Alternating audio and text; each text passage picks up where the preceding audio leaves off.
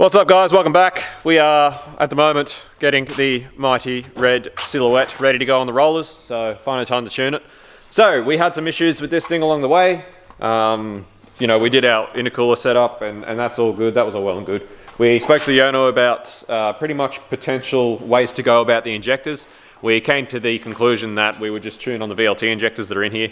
It is a stock RB25 turbo setup. So, you know, pushing more than sort of 10 and 11 PSI, you're starting to push the friendship of the turbo anyway when it comes to sort of something that's driven fairly often.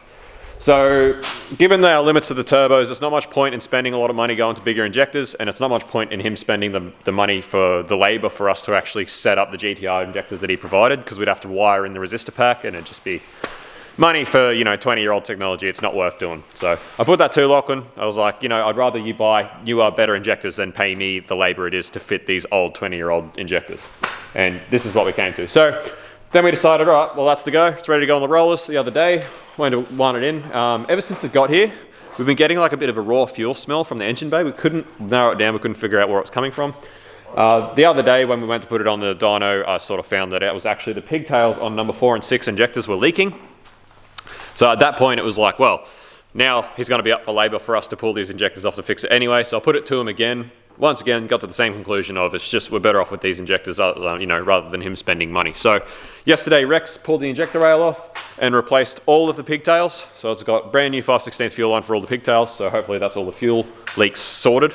So finally this thing is now ready to get on the rollers and we'll start having some fun. So a bit of a late start on it today because we were tuning the A82 this morning, so it might not get done today, but we'll at least get a start on it and we'll finish it next week if we have to. So this will be my first hit at NizTune software, and pretty much my first hit at tuning with AFMs as well. So I'm not sure what the AFM on this is. I tried to look up the Bosch number. It just says that it's a Skyline AFM. It doesn't really give me much more information, but it looks nothing like the VLT AFM we had on Rex's when it had the VLT setup in it.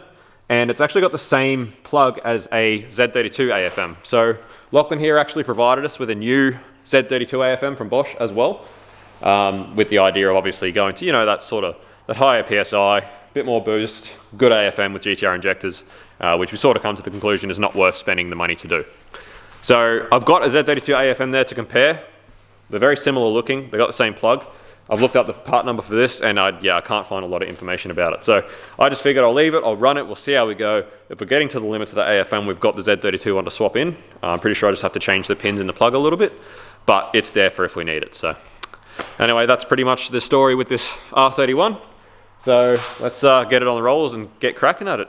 Have some fun. Righto, ladies and gents. So a few issues with this thing. I had a few problems to start off with boost leaks and that sort of thing we had to sort out. Just obviously being an NA card that has been turboed, there are a few things that were missed, just things that actually need to be sort of zip tied to boost lines and stuff like that so they don't pop off. So we started running it up and we have had some pretty funny issues with this. So you can see here, big old dip in the power curve. So just for whatever reason, just dips. We fault found it, we chased it down through different gears. I did power onto different gears. What we found is that it correlates to road speed. It's a road speed issue. In the car as well, it feels like something's binding up. It's not, it's nothing to do with the engine's healthy as, everything's fine. But this car, ever since it got here, it's had like a real, you can hear the clunk in the clutch.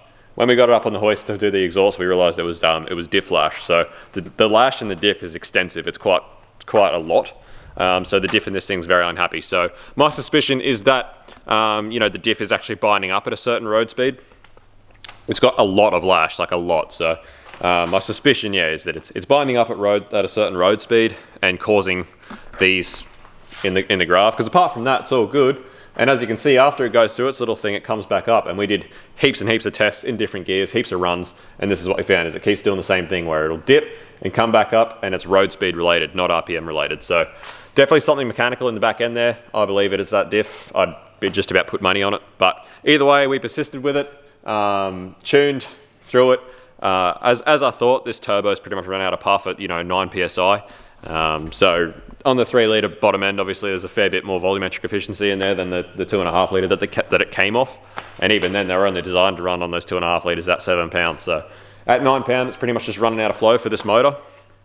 So I'm glad we didn't go through the effort of doing injectors and that sort of thing, because these VLT injectors are fine for that amount of boost, and that's how much boost this turbo is going to give it. Not even close to running out of what do you call it? Resolution on this AFM. So I'm suspicious to whether it's even a stock AFM. I don't reckon it is. I reckon it's an aftermarket one. Either way, it's been put in the NizTune software already. It's already calibrated pretty well, and we're not even touching the extremities of it. And we've got our fuel curve pretty good for that amount of boost. The tune's actually quite good for that amount of boost. We cannot go chasing timing in it because of this. We can't go putting timing into it. But as you can see there, 215 horsepower for now, until we can sort of start chasing timing. And obviously, it's annoying. That dip is pretty much where we're going to be making just about peak power with this thing. So, I reckon it will go pretty close to 250 with timing and everything else in it.